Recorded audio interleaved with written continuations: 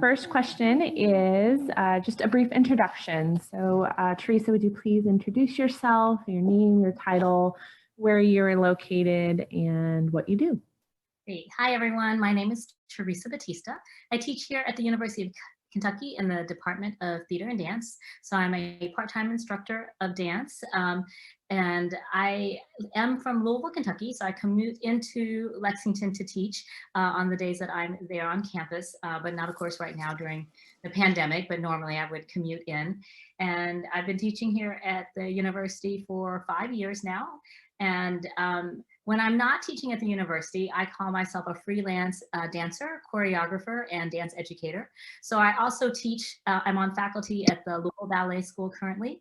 And I work as primarily as a instructor, but dancer and choreographer. I used to have my own dance company. I was the director and founder of a dance company called Moving Collective, but I folded that a couple years ago. And so now I'm doing mostly project-based work, and I do it under the guise of Theresa Bautista Dance Projects.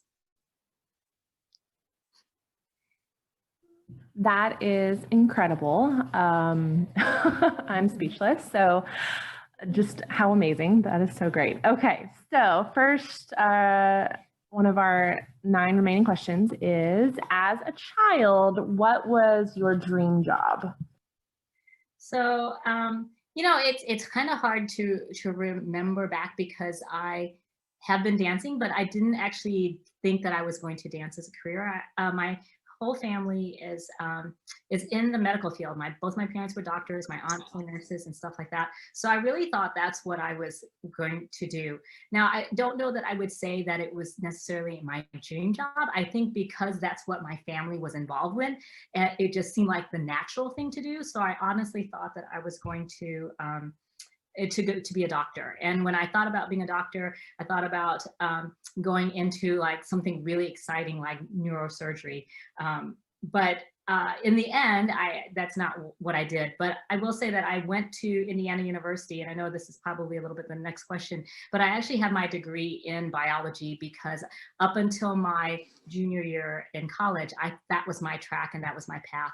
And then all of a sudden I was sitting in a biology lab for developmental biology, and we were cutting up salamanders and injecting them with retinoic acid because they have regenerative properties and they could grow multiple hands, or they can grow their hands backwards. You know, we were doing all these stuff, and I just remember like looking around at the lab at all the people here and just was like, these are not my people. This is not what I want to do. And it was at that decision that I was like, you know what, I'm so close to finishing this degree. I'm going to finish it and get out of here, and then I'll figure out how to have a dance career after that. So I think by then I figured out that the thing that really I was passionate about was dance. I loved biology. I loved the sciences, but I wasn't passionate about it. And you know, I don't know if I would have gotten into med school. I remember certainly studying for the MCATs and being like extremely stressed about studying for the MCATs.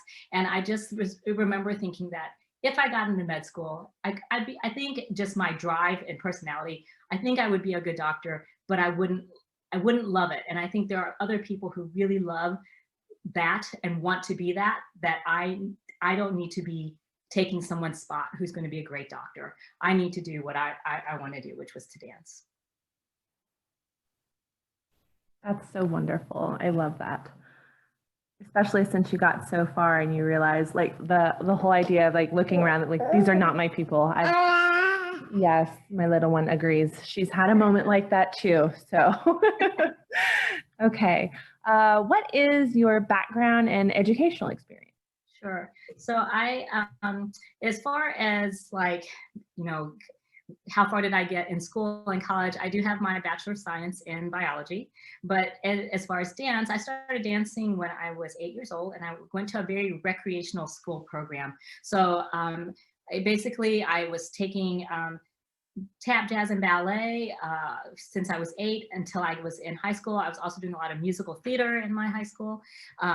And then I went to a summer ballet program, a summer intensive ballet program when I was 16. And I suddenly discovered that, no, actually, as much as I love all this stuff, ballet is really what I want to do. I love being on pointe shoes. I really imagine myself you know, maybe dancing in New York, playing all the great ballerina roles. And that's when I really started focusing on ballet. And when I started applying to colleges, I was still torn between like the medical thing and the dance thing. And it ended up that Indiana University, of all the schools that I applied to, I had mostly applied to pre-med, really top pre-med programs, but Indiana University had both programs. And at the time it was the #1 ballet program in the country. So I was very fortunate that even though I had this really intensive biology program that I was in, I could take dance every semester from like people who used to dance for the New York City Ballet. And the New York City Ballet is considered one of the top echelons of ballet companies. So that was actually really kind of key in continuing my training during college, because I spent a lot of times in labs, chemistry labs, physics labs, biology labs, but I was always able to take 2 or 3 dance classes every semester. It was a little crazy, but it was, that's my training. And then after I graduated from college, I was looking to, you know, how can I keep dancing? How do I figure out how to audition? Like my family couldn't help me at all because they had no artistic background. They were all sciences and medicine. So I had to kind of figure it out. And I almost wondered if I should go back to school and get my dance degree. But there was always this notion that your dance career is very short. So you need to get on with it and go for it, which I can tell you now is not true at all. But so I did sort of the safe thing. I had a studio that needed a teacher, and I started teaching there while I was trying to figure out how to dance. I actually, so then what was great about that job was that I was making a lot of really good money teaching. And then there was a change in administration, and I immediately within a year got promoted to the assistant director of the school. So all of a sudden I was basically running a school right after college, and it really put a damper on how much I could audition. And I ended up on a whim getting a apprenticeship with the Louisville Ballet Company. But I turned it down because I was making all this money as the assistant director of a dance school, and I would make no money as an apprentice in a ballet company. And so it was this really like kind of this toss up. I really wanted to dance, but I also had to pay bills. And so I turned that down. And then I started, there was a modern dance company in Louisville, and I started taking company classes with them. And they finally said, well, why don't you dance for us? And I was like, well, I'm a ballet dancer. I'm not a modern dancer. And they were like, no, we think you can really do this. And so I was like, okay, you know, maybe. Ends up the dance school, the owner wanted to sell. So I was the assistant director for that school for 6 years. And she said, I want to sell, do you want to buy? And I was like, and my parents were like, buy, have a secure job. And I was like, no, because buying a studio is like being married, and I wasn't ready for that kind of commitment. And so I said no to that. And then this dance company asked me to dance with them, and I ended up dancing with them for 6 years.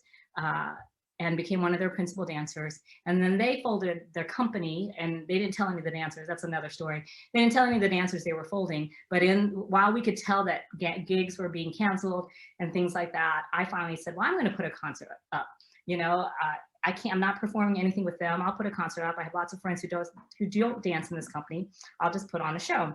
And that's what I did. It was really well attended. It was well received. And then all the dancers said, do another one. And I was like, well, I only wanted to do this one concert. And they were like, no. I really went past the question, Emily, sorry. But they were like, do another show. And I ended up doing the show having this company and organization for 12 years. And then I finally stopped because I was like, 12 years is plenty, time for a new change. So sorry, I ran off there. No, that's so great. It's so interesting that all of the different things that you've done and where your journey has really led you. So for those of you who are thinking you might be wanting to do one thing, you could be going in lots of different directions to get to your end goal. So it kind of leads me to my next question. You answered it a little bit, but when you were starting your career, did you expect to be in your current position here at UK? Not at all.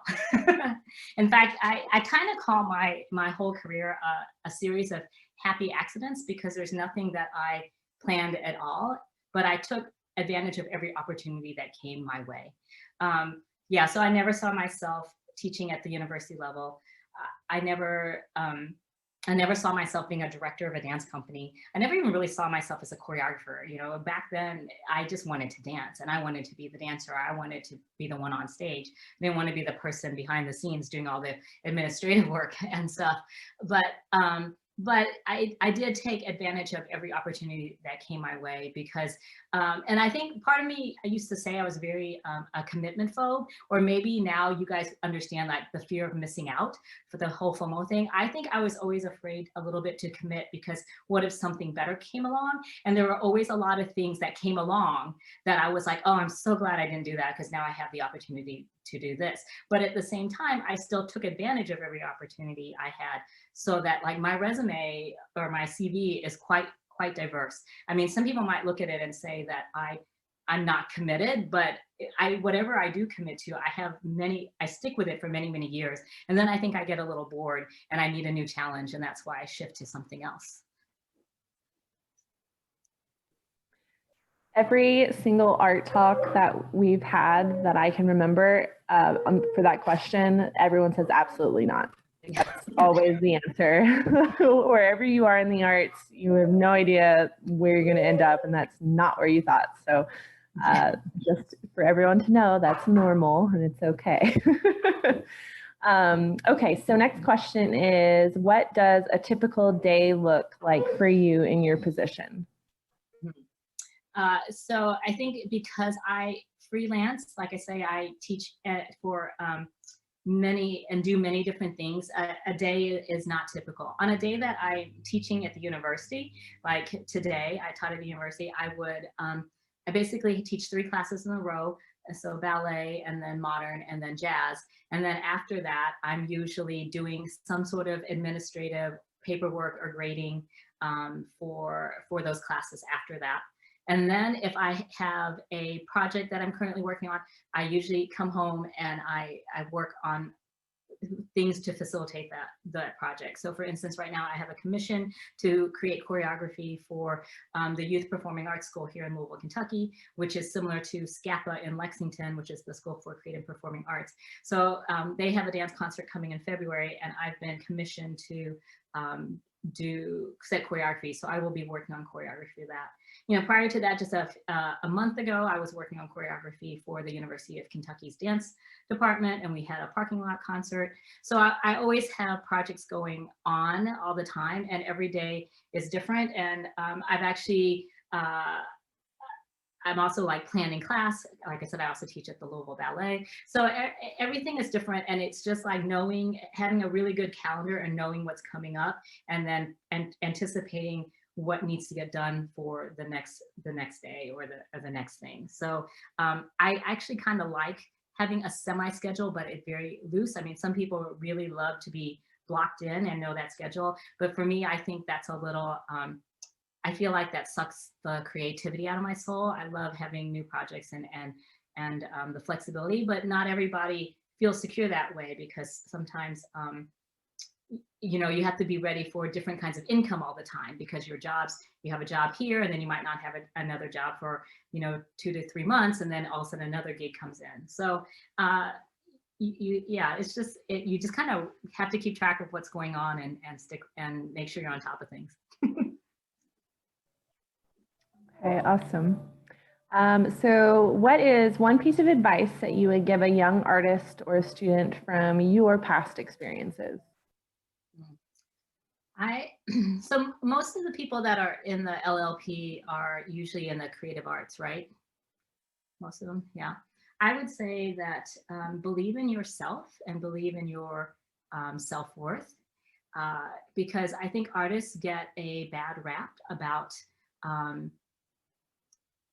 what they do, and it's not a real career, and that it's you know, you'll never get anywhere. It's too hard. You know, I would say believe in yourself. If you're passionate about it and you're willing to do the work to have an artistic career, then you can succeed. But the other thing that you have to do is define what success is for you, because success is different for everyone. So for instance, as a dancer, I could say the only way that I would ever be successful as a dancer is if I went to New York and danced for New York City Ballet. Now, if that was my definition of success, my chances of getting into New York City Ballet are very, very small because it's a very competitive, they have a certain look. I'm not even tall enough really to dance for New York City Ballet. So if that's my success, I'm setting myself up, you know, not very well. But if my success is that it's actually a career, I'm getting paid for it, even though I'm doing it regionally, then that's success to me. So you have to define what success and not let other people tell you what success is. Because I will tell you that as a dancer, you know, people will be like, well, who are you dancing for? I used to dance for a company called Art Barking Dog Dance Company. They just thought it was a really fun name.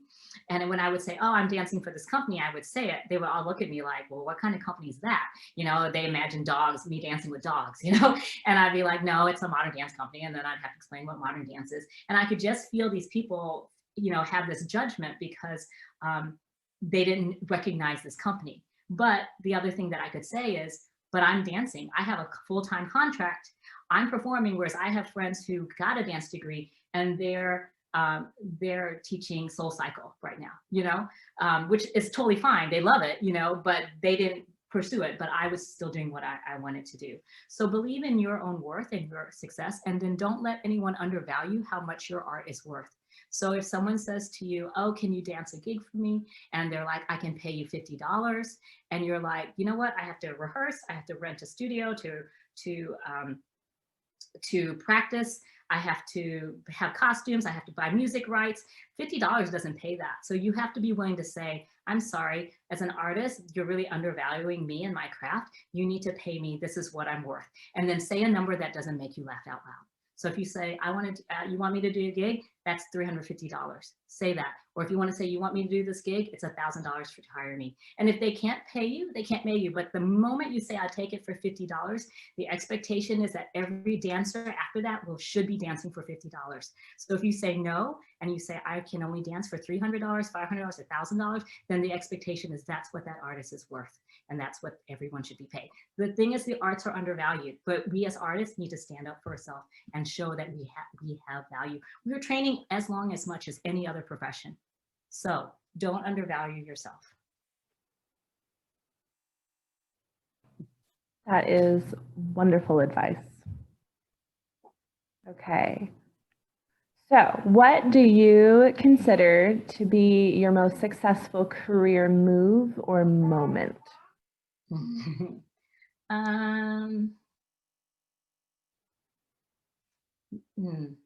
don't know that I've ever defined, wow, that's my most successful move. But I guess if I could pick something, is to not let failure defeat me and say, I give up, I'm not doing it anymore. Anytime that I've had any sort of failure, I mean, yeah, it hurts and it stings, but again, that's when you allow people to define you and your worth. And so I think for me, anytime that I've been able to rise above that and still keep going, I think has been a sign of my success and why I continue to be successful. Yeah, I mean, not everything I produce is great. Not I don't reach every student, you know, but the ones that I do reach and the ones that I impact and the audiences that I impact, you know, those are great successes. But if I had all successes, I don't think I would grow as an artist. So I think you always grow the most from your failures. It doesn't mean you should have a string of failures. And yeah, if it's tough, I mean, there's every reason why you should get out of it. But if you can persevere, I think it only develops your character and who you are. That's great. Sorry, I now have baby noises in the background, so you get some musical. Okay, sorry, I can't concentrate now with it. All right, what role does an artist like yourself play in our society?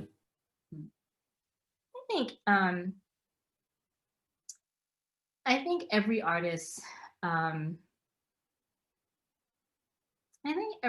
needs to decide what that means for them, because it can become a big burden or responsibility if you take on a role that you don't want or that you happen to fall into. Or sometimes people put you in roles that you you don't want to be in. Like, for instance, when I started my company, I would have never said that I wanted to be a director of a company. And after a while, it became a big burden on me, because I felt like suddenly everybody was relying on me to provide opportunity for them, you know. But I think as an artist, you know, what role should you play? You can be that person, the person that is providing opportunity for others. You can be the person that is educating others, whether it be in the technique that you know, or it can be in the art that you create. So I'm really big into social activism within art. You know, how can I bring attention to issues through the topics that I choose to create choreography about? You know, you can also you can choose to be an artist that is purely for entertainment, you know, but whatever role you choose to do, make sure it's one that you're comfortable wearing. Otherwise, it will become miserable for you. And that being said, because you have that role doesn't mean you can't change that role or have multiple roles.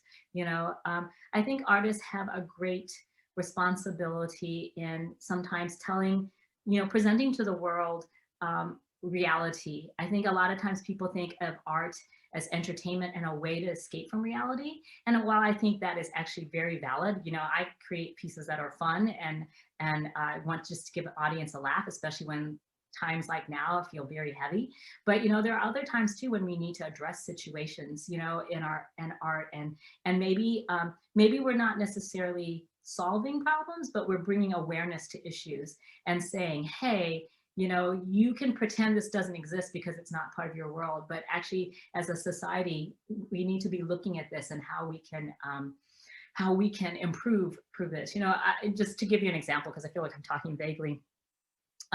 One of the pieces that I created about a couple years ago and reproduced it here at UK was called Trafficked, and it was about the sex trafficked industry.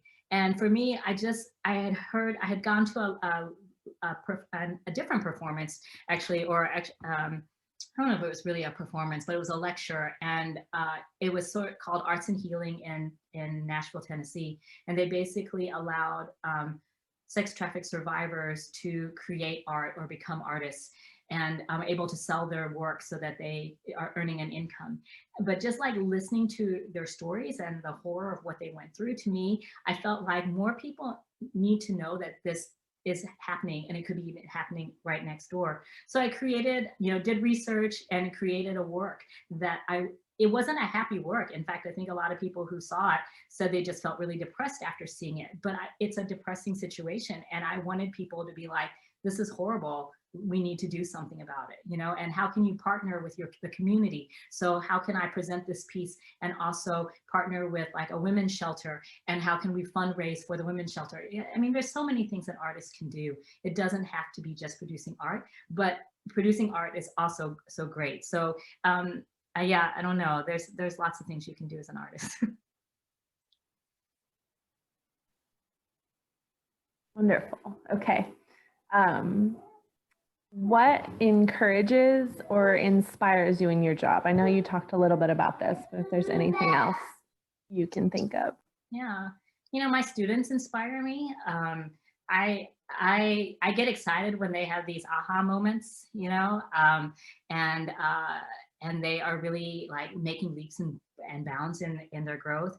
I get inspired by what I'm hearing on the news and the radio, and it encourages me to create, you know, think deeply and create. I get inspired by my peers and colleagues because they're doing amazing work, and there's always something to be learned. I think you should never stop seeing anything as inspiration, and it might not be something that you take right at that moment and create, but I always suggest having some sort of journal, or even if it's like the memo in your phone, just write down ideas, because it might not be the time right then and there to create that piece, but like maybe 5 years, you know, 5 months from now, it will be the time to create that piece, because everything will fall into place and you can see what you envision happening now. So just anything can be inspiration, guys. It might even be cross-discipline. So I'm inspired a lot by music,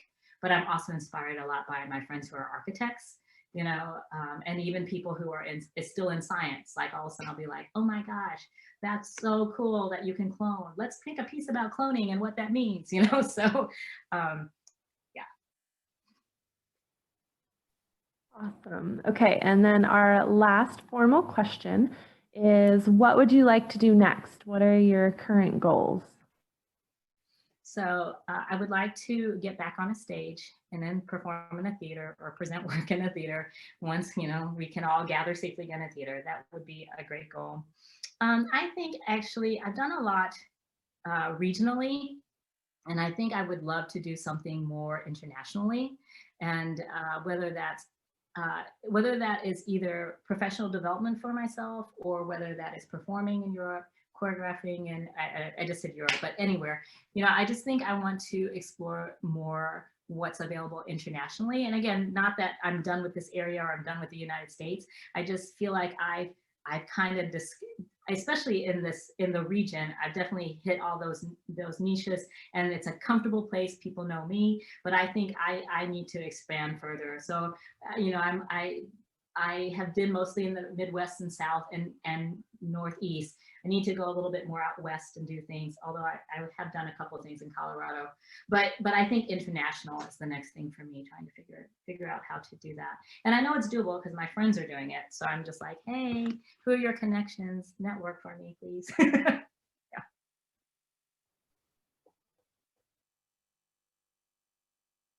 Okay, awesome. So I think that is all of our formal questions. So we can go ahead and open it up to any Q&A. This is the little one who's been making all the noise. So if anyone has a question for Theresa, you can go ahead and unmute yourself and ask away, and I will mute.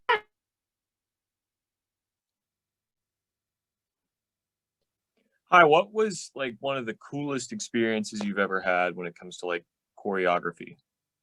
What is one of the coolest experiences I've ever had? Well,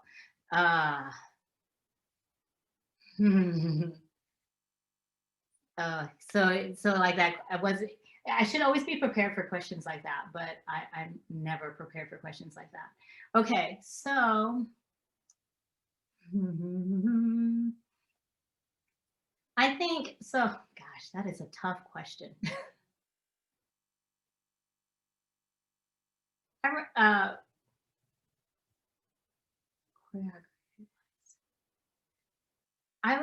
feel, gosh, that's really tough.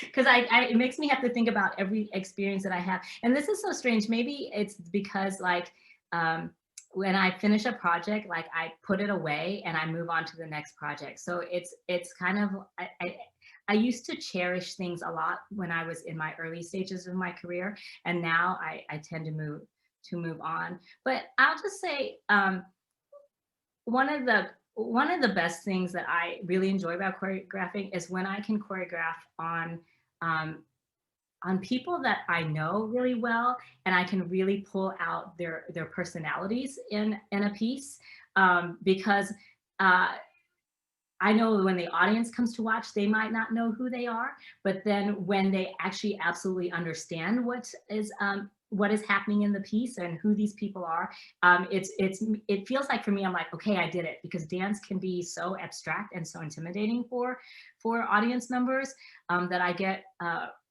really, it's really hard to get people to feel comfortable talking and about dance and liking it. Trying to think what else. In terms of like fun pieces, so there's this piece that I have created called Pillow Talk, and when I first created it, I set it with myself and 3 other friends, and it was all about pillows. And I was fortunate enough to restage it 4 times, and the 4th time I did it was probably the best, because I changed the work each time I did it, or made things better, what I felt like made things better. But at the last scene, was this huge pillow fight. So we had over 100 pillows on the stage. And then there's this whole section where suddenly even more pillows get thrown out from the wings and drop from the ceiling. And we're all like running around with pillows and having a big, huge pillow fight. So to be able to produce it at that stage, because the first time I did it, none of that was possible or capable. And by the last time I was in a location where they're like, anything you want. And I was like, okay, well, I want pillows to drop from the ceiling. And it was like, whoosh, all these pillows came out and stuff like that. So that was a really fun experience. I don't know. I feel like I should say something more. But, any other questions? I have a question. Sure. Did you, or what moment in your life or just in this process, did you have something that was like at the time felt particularly like devastating or like dark or like down and you felt like you couldn't get out of it? Now that you look back, you're like, oh, like I'm actually kind of glad that happened because ...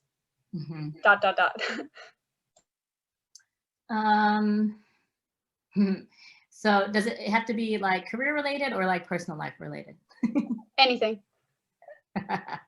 So actually that decision to leave going to medical school versus dancing was a really dark period in my junior year of college. So again, I come from a very high achieving family. My sisters are all like high achieving and my parents had high expectations. So that was fine in high school, but college was sort of like a different world. And I think, you know, you suddenly have all this freedom and you want to explore a little bit. And so in my junior year, I think I was already feeling the stress of like having to apply to med school, having to take these MCATs. And I also started dating this guy who then ended up being a really bad relationship. And when we broke up, I don't know why, like I look back now, like you said, and I don't know why that was so devastating, but it really was. And I was also an RA at the time at college. And I just went into a really dark depression. And I couldn't do my job. I couldn't make it to class. I couldn't, the only classes that I made it to were ballet, and sometimes I barely even made it to that class. And all I wanted to do was sleep all the time, and I didn't want to eat. And I was, you know, everybody had all these high expectations that I was supposed to do, and I didn't want to do it. I didn't want the life that I was having, and I didn't know how to get out of it. And actually, it took, you know, like I said, when I said I looked around and said, these aren't my people, and decided to get out of it. It wasn't that easy because, again, my parents had put a lot of pressure on me. So they expected one of me or one of my siblings to take over their medical practice. And my older sister decided to go engineering, and my younger sister faints at the sight of blood. So then it really became pressure from me. I was the one that was going to take over the medical practice. And I think that's another thing that I just no longer felt like it was a choice. It was a demand. And so I do remember like being in that lab, looking around, these aren't my people, and calling my parents and being scared to death to tell them that I was going to pursue dance. And I bawled on the phone. They thought I was suicidal. They immediately came up to the university and asked me, you know, like took me out to dinner, and they didn't understand what's going on. And finally my dad said, well, we don't understand, you know, what is it that you want to do? And I just remember being at this Chinese restaurant going, I just want to dance, you know, like yelling it. And then my parents just went, okay, then dance. And I didn't think it would be that easy to tell them and they would say, okay. You know, I thought it was going to be this huge like ordeal. And I was like, what? You know, and then, so yeah, that was one of the things that I think I put more stress and pressure on myself, because again, this is what I was saying. Don't, you know, it's good to live up to other people's expectations and want them for you, but you have to make sure that you're doing what you want first, you know, as long as it's not destructive. Yeah. So yeah, that's a big moment. Another one was when I was in my director of my company, and this was when I was in my 8th year of directing the company. And I started to realize that, again, everyone had this expectation of me creating opportunities for them. And I originally started the company to give myself opportunities because the company that I was dancing with was folding, and I wanted to create opportunities myself. But then I started, as the more I did it, I was like, I was working with, I happened to work with a group of people who I will just flat out say were very ungrateful for being in the company and didn't want to do any work, and they would come into rehearsals unprepared. And I finally was just like, why am I doing all this work for these people? And I remember that I I decided to take a hiatus for a season, and all these people were suddenly like, wait, you can't do that. What am I going to do? And I was like, I don't care what you're going to do. I need to do this for me. And if I come back, I come back. And if I don't, I don't.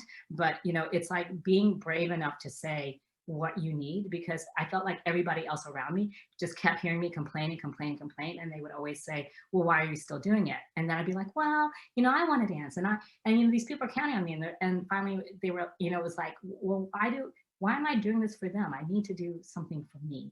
And it was the best year off, you know, ever. And I came back and I did the company for 3 more years. And then I was like, okay, I came back, but now I need to do something different, you know? So don't be afraid to change paths.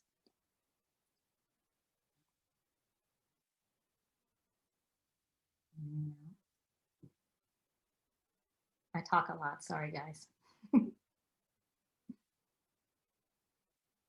just gonna call on someone. Danica, got a question? I know you said ballet was your favorite type of dance. Do you have like I don't know, a style of dance that you particularly didn't know very much about, or you didn't think you were gonna like, but you ended up like loving it? Yeah, modern dance actually, and I think I'm now known more for being a modern dancer than anything else. Most people don't even know that I was such a bunhead, a ballerina for a good majority of my life. But I never took a modern class until my last semester of my senior year in college. And then, and I remember that I'd never taken modern before, and I signed up for modern 1, so intro level modern. And I took the class, the first day of class, and the instructor looked at me and said, you can't take this class. And I was like, what do you mean? I was like, she was like, you have too much dance training. You need to go to the top level modern. And I was like, no, you don't understand. I've never had any modern before. And it seems like all dance would translate, but there's certainly different techniques. And if your body is moving one way, you know, I really wanted to go to 100 level because I wanted to learn the fundamentals, but they didn't let me. And I just remember like both loving it and struggling at the same time, because whenever I would be turning one way, everybody else was turning the other way, because it was not the way you would in ballet, you know, or if you were going to reach down and touch your toes, they would do it successionally, and I would do it like a ballerina and just bend in half, you know. So so that was a really big transition for me. And actually when I left college, I didn't get back into modern class for a long time, but then I started teaching for a modern dance company, ballet classes for a modern company. And then they were like, oh, well, you can take modern classes for free. And I was like, okay, because, you know, anything you can do. Free dance classes are expensive once you get out of college. And then after that, yeah, just really grew to love it because of its expressiveness and its always pushing boundaries. You know, the vocabulary keeps changing and growing. And actually, I think because of modern dance, I have been able to dance as long as I have a really prolonged career because of modern and the way it integrates and uses your body, unlike ballet, which like it doesn't force it anymore, but you know, you can force your turnout. You're doing things in ballet that are not necessarily organic and natural. So I think modern dance has really allowed me to have longevity in dance. Anyone else? And it doesn't have to be about dance. It can be anything. I'm going to call on someone else if no one asks a question. Yes, Kate. I have something else. If like dance wasn't an option as like a career, or like in another life, if you were to do something else, but not the biology doctor track, what would you do? I think I would either be an architect or I would go into graphic design. Do I have any skills in those things? I have moderate skills in those things, but again, it's one of those things that I think with education and practice you can get really good at. But there, you know, I think of architecture not in the way that I'm building houses or I'm building buildings, but more on how the structure affect how does structure affect the space that it's in? You know, how does it blend with that structure? How does it you know, how does it serve function? You know, it's very similar actually to dance, you know, in many ways. And then graphic design, I think I just love creating and designing things. I always made all the posters for my dance company for our dance concerts. And people are always like, you can give that job to someone else. And I was like, oh, but I actually like that job. I got all the things in the company. Like I didn't like having to fundraise and things like that, but I liked making dance posters.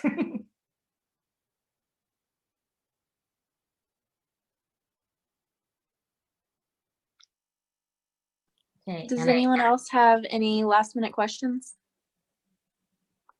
anything? Yes. I Kate? do. I'm sorry. I'm just like so interested. Okay, like for me, you're inspirational to me, like in my career. So who is someone that inspired you that you like still think about, that you're like, oh, like I'm glad they told me that, or they inspired me to be in a certain way? One of my biggest inspirations was sort of my mentor in modern dance, and she was the director of the first modern dance company I worked for. Her name is Lynn Slaughter, and she was someone who really believed in me, you know. And I think I will tell you guys that even though when I talk about my career, it sounds like I've done a lot. My career has always been filled with a lot of self-doubt. Like I doubt myself a lot, and I doubt my, you know, you know, like the ability to succeed. You know, I talk about like, just do it. But she was that person for me. She would just be like, you can do this. You do this, whatever you want to do, you do it. And I'm just like, okay. And I think it just has become that philosophy that I've adopted from her. Like when I joined her company, she was dancing at 50. So she had just done a concert called Flying at 50, and she was dancing full out. And she retired from performing the year after that, but continued to direct the company for 3 more years after that. And she was always like, you can do this, you know, blah, blah, blah, blah, blah. And, you know, at one point I started, you know, thought about going to grad school, and she was like, you want to go to grad school? She's like, just do it, you know. And she wrote me the most amazing recommendation letter. And then I ended up not going to grad school, you know. And then she also always networked for me because she had established herself in the community. So when they needed an instructor for the Governor's School for the Arts, you know, there's 1,000,001 people they could have hired. And she said, no, hire Theresa Bautista. I never had to interview for that job. I will tell you guys, I've only had to interview and apply for 2 jobs in my life. Everything else I've gotten was because of networking and my reputation that I built. So if there's any other advice I can give you is make yourself somebody that people want to work with. And you get more jobs through networking than you do actually like putting in an application. And yeah, because it's people who can speak well of you can get you that in. So. Any more questions? Okay, well, thank you so much for joining us today. I really enjoyed hearing from you, and I'm sure that other people did as well. So, yeah. Yeah. So guys, like I said, I'm on campus, and you can find me in the school directory. And if you guys have any questions or anything like that, feel free to send me an email and say I was at your artist talk, and I'm happy to network and advocate for you guys as well. Thank you so much. You're welcome.